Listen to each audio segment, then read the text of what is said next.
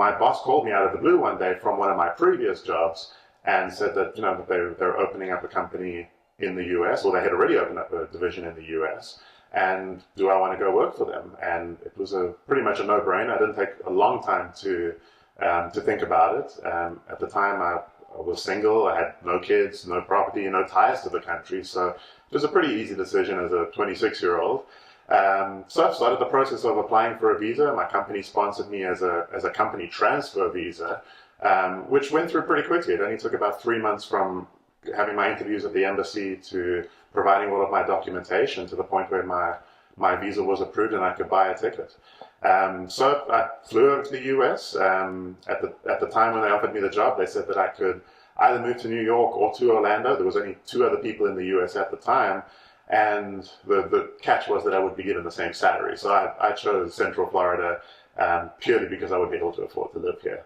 And I've been here for 12 years since. I think one of the big things that hit me when I moved here was that it was an easy decision to make, but I hadn't thought about all the repercussions. Even though at the time I hadn't necessarily thought that I was moving to the US for the rest of my life. But I quickly realized that it's a new country, and I left my parents and my brother behind. I had no friends here. So there was a tough transition of making new friends, meeting people, which I hadn't expected. I hadn't fully thought about. But in a pretty short time, I met my wife, and since then we've built a family, built up our lives together in the past 10 years or so. We've been married for 10 years now. Mm-hmm. Yeah. And I met Alex. So you decided to come to Central Florida.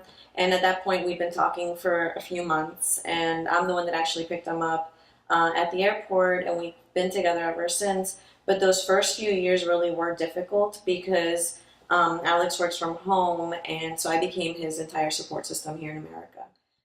And I think when I look back on my move here, it was relatively simple. The visa was pretty easy to get. We went through the right channels. The process itself was easy.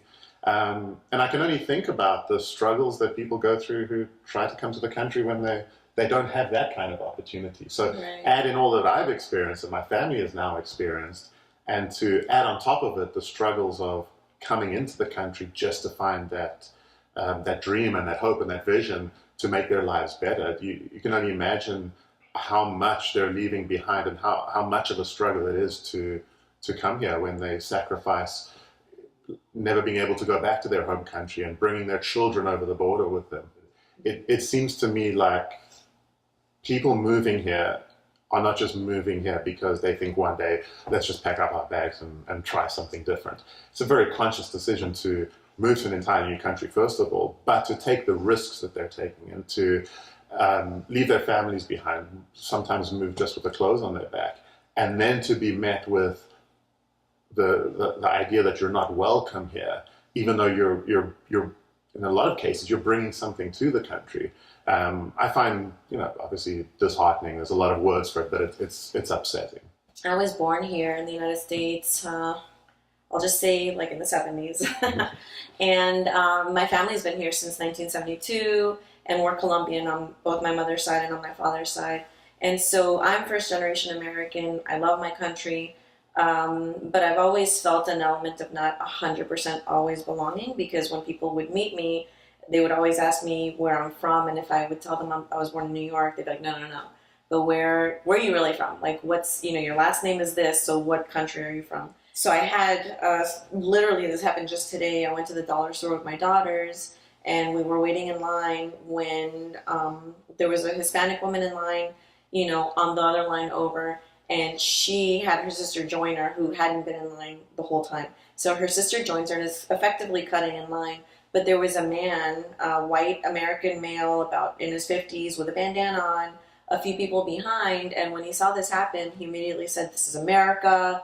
You can't do this. This is America." And he kind of started a situation which I started getting really nervous about, because in this day and age, things are happening with mass shooters. We're hyper aware, we're hyper vigilant. And I remember waiting in line and thinking and looking at my kids, thinking to myself that thank God that they present as white because of my husband's genetics. Even though he's the immigrant, I can't believe that I actually thought, like, okay, it's a good thing that my kids look blonde and blue-eyed and because maybe if anything happens here, they'll be safe. And you feel ashamed of that because you don't want to feel like your bloodline is less than or not as good as your husband's bloodline. This is ridiculous. America should be modern. We're a country made of immigrants. We should all see each other equally.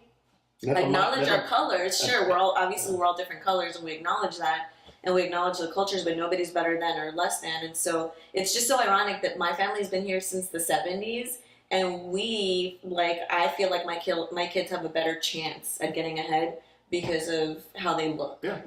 My hopes for immigration in the future, and really just looking at people from all, it's a cliche to say all colors, but all ethnicities and all cultures, is really just looking at it in the American way that we've been taught is the American way, which is acceptance and embracing other cultures, rather than looking at it as a how I feel it's looked at today by a lot of people as an invasion.